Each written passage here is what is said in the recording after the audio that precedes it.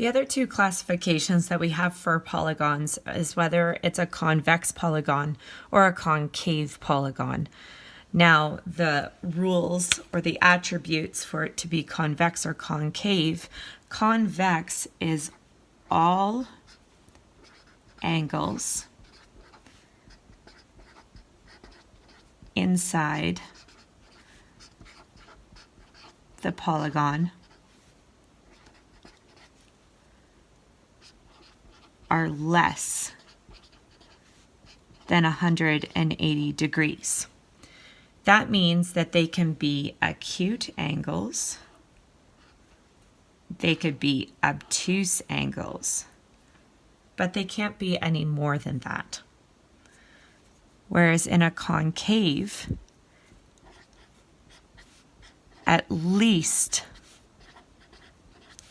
one angle in the polygon is more than 180 degrees. That means that inside of it, there is a reflex angle. Now, the way I kind of always remember between convex and concave is when you have a shape that has a concave, such as this angle right here, it kind of looks like the opening to a cave. Therefore, I can remember that this is concave because of the opening going in. Kind of looks like the mouth of a cave going in. So concave has an angle that kind of looks like an opening to it. So let's go back to a few of our shapes again. So for this one right here, our hexagon, we're looking at the fact that all of the angles are obtuse angles in it. That means that it's a convex polygon because none of the angles are more than 180 degrees. Remember, when we are looking at it, we are looking at the inside ones. Don't look at the outside ones and say, oh, but wait a second, there's a reflex angle. We're only looking at the angles that are inside of the shape itself. So this one is classified as a convex polygon. This one here, we have two angles that are acute, two angles that are obtuse. None of these angles are more than 180 degrees. Therefore, for this one, it is also convex.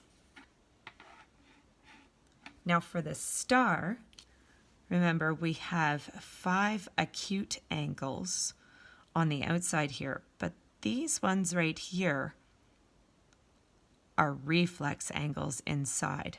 They're more than 180 degrees. That makes the star a concave polygon. See? The inside, it's going inside like 5 mouths. The last thing that we're going to talk about today when it comes to polygons is the word congruent.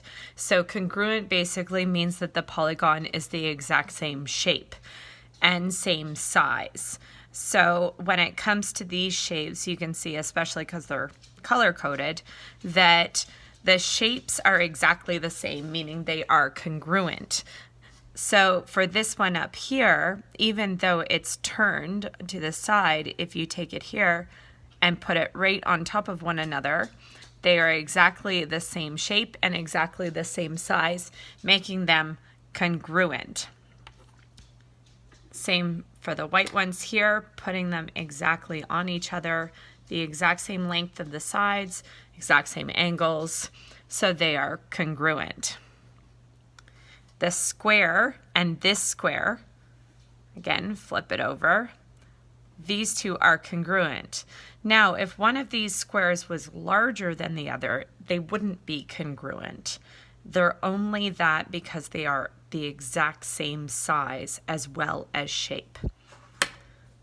Same goes for our hexagon.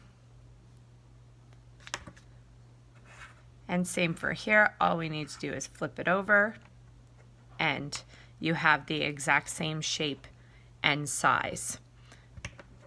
So you have to remember that with congruent, they have to be not only the exact same shape, but the exact same size as well. That was a lot of information that I just gave you in 2 videos, a lot to do with polygons and a lot of probably new words for you as well. What I would suggest is if you didn't take notes going through it, go back again, review these videos and pause and take notes on all of those new words that you've just learned.